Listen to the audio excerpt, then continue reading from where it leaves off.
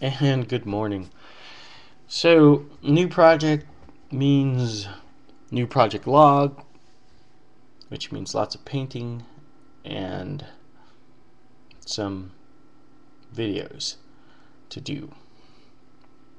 So, as my continuing goal to inspire those who have the daunting task of painting an entire army, I thought I would show you this army as it progresses from start to finish. So this is actually day 2. This is what I was able to finish in day 1. I got the command group and some various ones still over here, but I think I can finish this 16 skeleton unit by today. Now I have 3 to do, 3 units of 16 skeletons each, which means that if I finish this unit today, I'll be 1/3 away from the most tedious part of the project.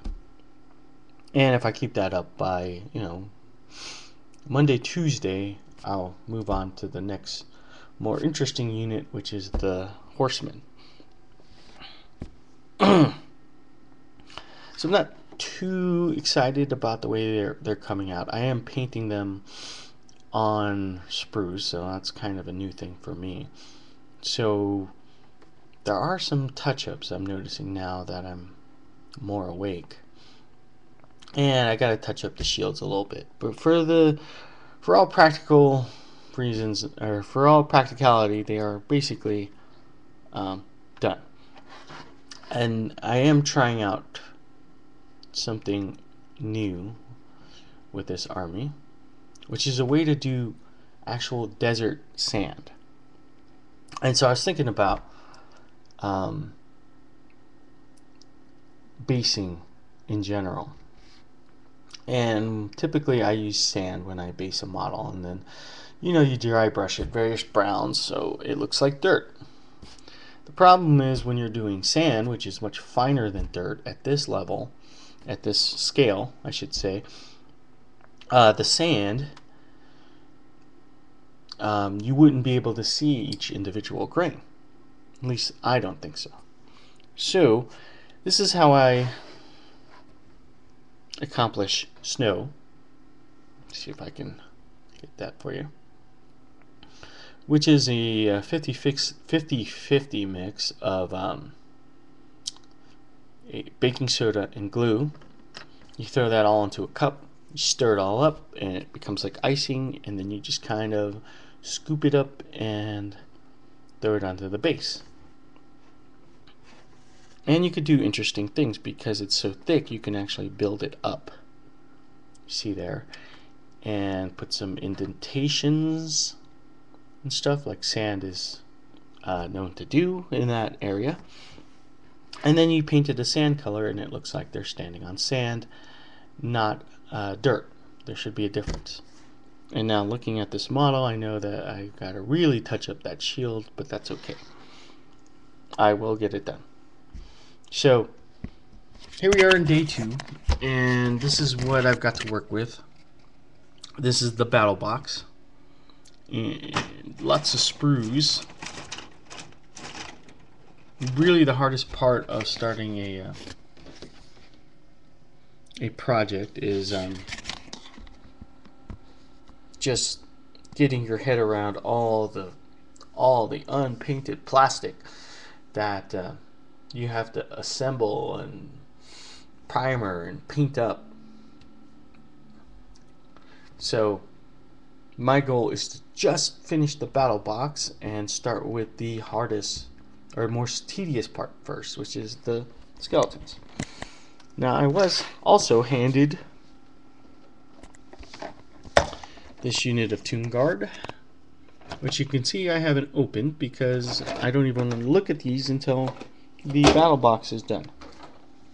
And more horsemen. The box comes with horsemen. Again, still sealed.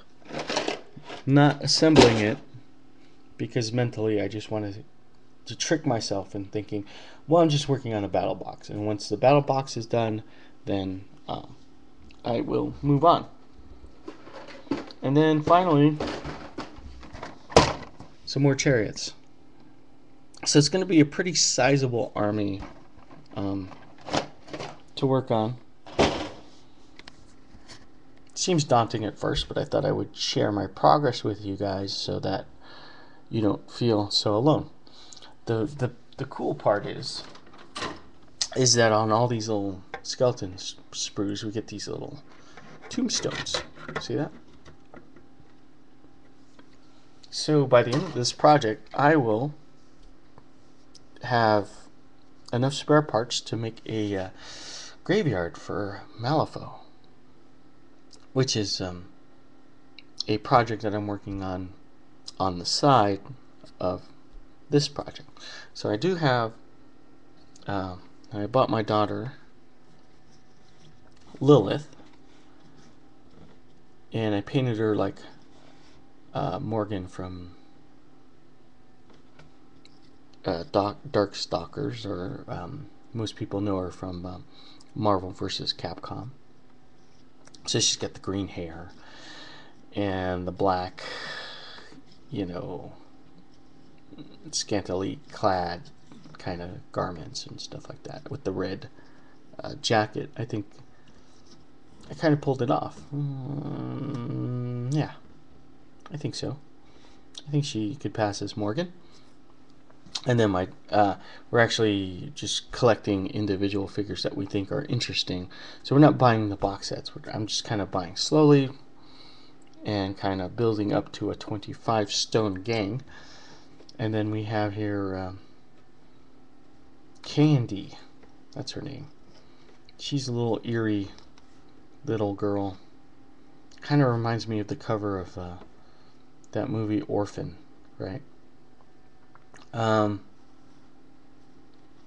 So this is the start of my daughter's gang, and then I picked up the Undertaker, which I painted like Willy Wonka. But you see, I get these little, save up these little tombstones, and I could make corpse counters or whatever you want, So that's actually all going towards a graveyard, and I figure I'm going to, for the Malifaux project, I'll probably have a saloon, a bank. So I'm going to have to pick up a lot of popsicle sticks and balsa wood, and I will show you that project once I get started.